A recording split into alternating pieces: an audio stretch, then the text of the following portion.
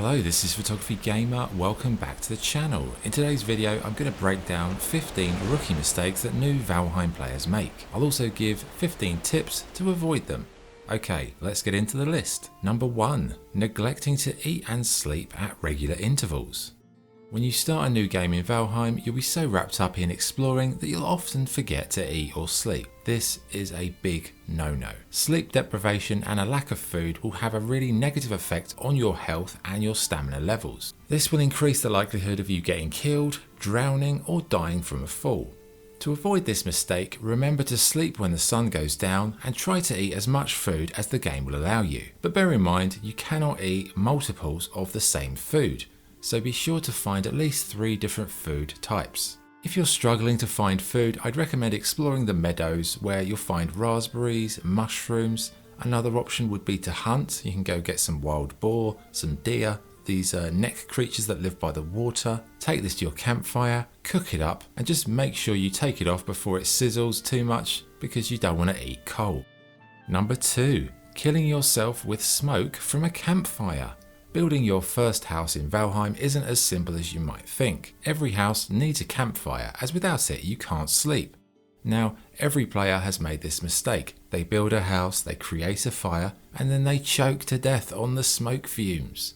If you're building a house with a low roof, make sure you create a chimney of some sort. Also, don't have an open air venting section, as when it rains the fire will go out and you will be unable to sleep. So, how do you build a simple chimney? Well, here is an example. This is a small 3x3 house with a fire being in the middle. I've built a roof but left the central square empty to allow the smoke out, but it's not protected from the rain. So to do that, build a wood frame around the gap at the top, add a small raised area, then another wood frame on top of that, and just place a roof part to cover it up. This will do 2 things. 1, it will allow the smoke to be ventilated, and 2, it will stop rain from extinguishing your fire. Now that's just one example. There's lots of creative ways to vent smoke. Another option I sometimes use if I'm in a big hurry, build a fire just outside of the house and add a very small roof piece above it. It doesn't look very good and it can be destroyed by passing enemies, but if you're in a hurry and you need to get some sleep quick, this is a good option. Number 3. Trying to catch a deer on foot. As I said before, food is very important in Valheim, as is hunting wild animals for resources. Now, we've all done it. You see a deer, you stealthily sneak up to it for a quick kill, but the deer sees you and runs away. Then, being a rookie, you stupidly try and catch the deer on foot. No. Don't do it. Most of the time, you will be chasing shadows because the deer, they're bloody fast, and unless you're in the late game when your speed is all leveled up, you will not be able to catch it.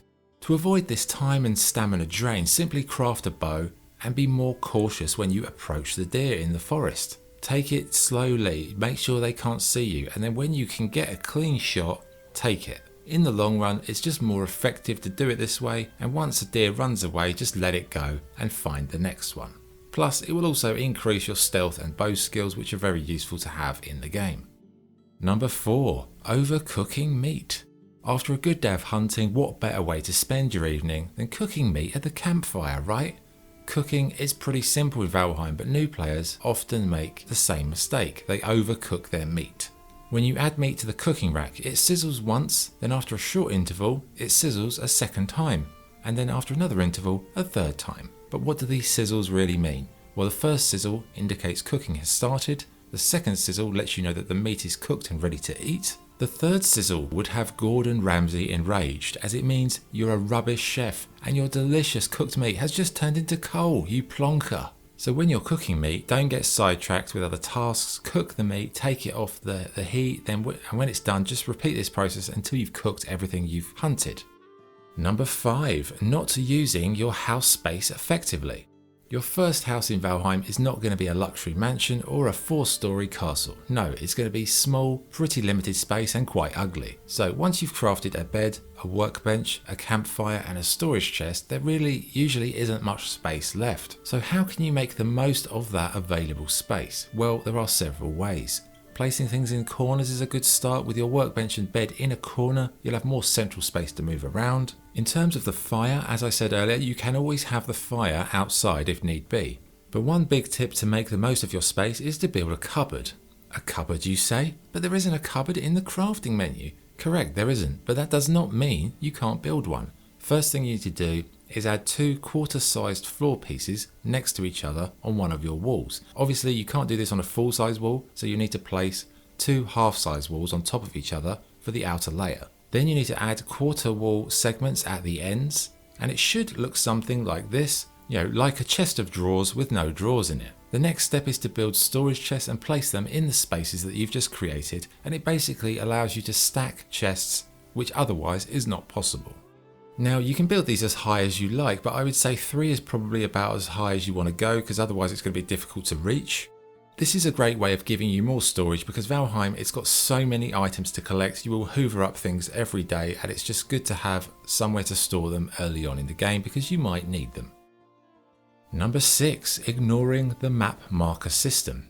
The map in Valheim starts out as a bit of a mystery. As being a procedural game, everybody's map is going to be different. So as you explore the world, you'll unlock new sections of this map.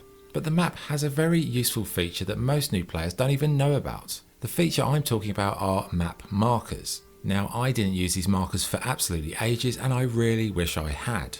Why? Because they let you mark key locations on the map, from houses, campfires, catacombs, crypts, or just resource hotspots. Honestly, it makes your life so much easier. Like, you might be out on the hunt far from home, it's getting dark, you need to sleep, and you notice a house icon on your map. Then you know that's one of your homes where you can go and have a good sleep.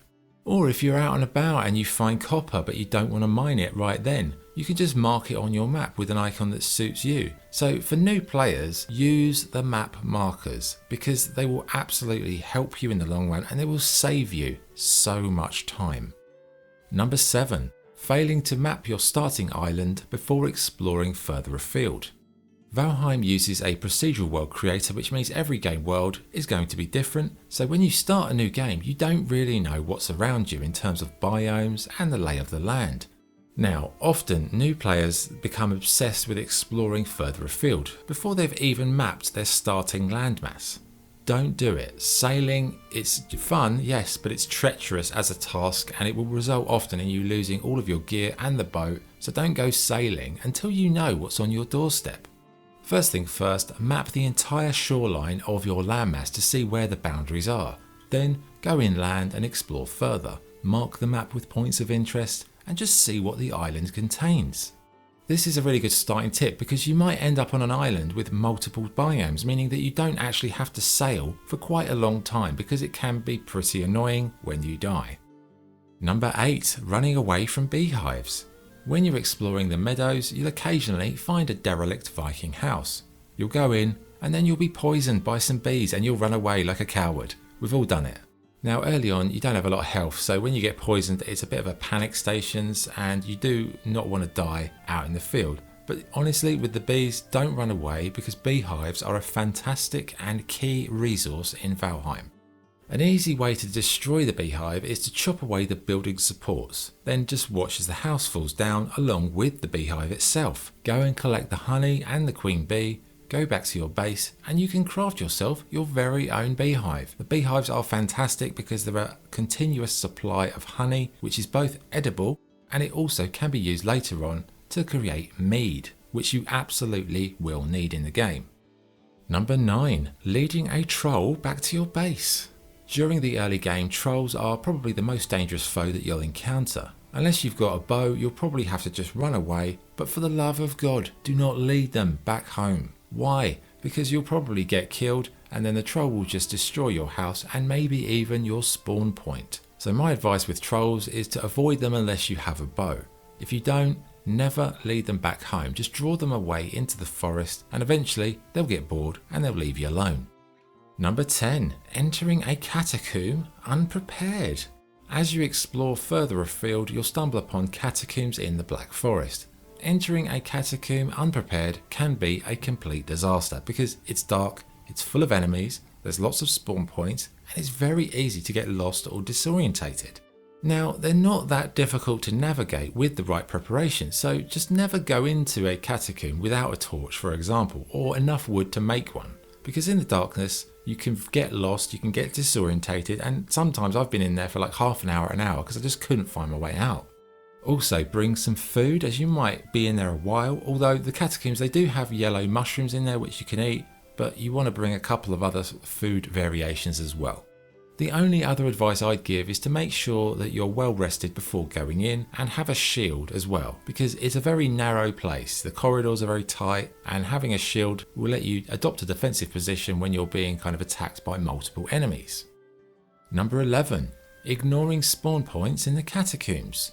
As I just said, catacombs, pretty dangerous places if you're unprepared, but also they do have recurring problems like spawn points. Do not ignore these spawn points, because the enemies, they will keep coming very regularly. Just be brave, march forward into the breach and vanquish those pesky spawn points, because if you don't, you're going to be stuck in this perpetual battle with a never-ending supply of skeletons. Number 12. Carrying all your items at once. One mistake we've all made is going out for the day carrying too much gear. Only take what you need on that particular day. Take a weapon, take a shield, take some food that you need to eat, and whatever tool you want to use on that particular day, and that's all you need. At the end of each day, store the items you've collected in the cupboard or the storage chest and go to sleep. That's it. In summary, there's no point carrying everything you own. It will weigh you down, and you could die where there's some very dangerous enemies, which means you've got to go back there in your underpants. Nobody wants to do that. Number 13. Sailing too soon without planning ahead. Who doesn't like sailing in a boat, right?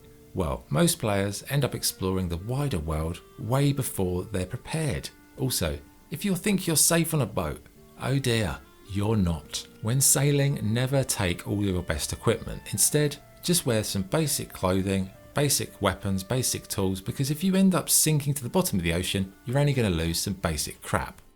If you absolutely must sail, stay by the shoreline initially, build outposts on the way, and if you see eerie looking trees or massive stone formations or even some large bodies of mist, turn back, because some of the late game biomes are no joke. Number 14. Not making a note of your portal names for matching purposes.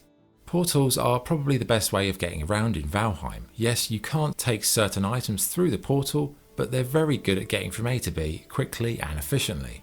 But one mistake lots of players make is not making a note of their portal names.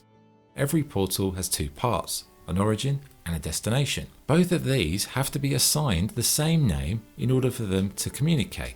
It has to match, but sometimes one of the portals, usually the one out in the field, might get destroyed. Now, if it does get destroyed and you can't remember the name when you're out in the field, you can't craft a new one to get home, so you can end up sort of shipwrecked on an island and have a real problem because you don't know the name of the one back at your base. So always make a note of your portals, just in case something goes wrong when you're out in the field and you need to make a new one, just so you know the name.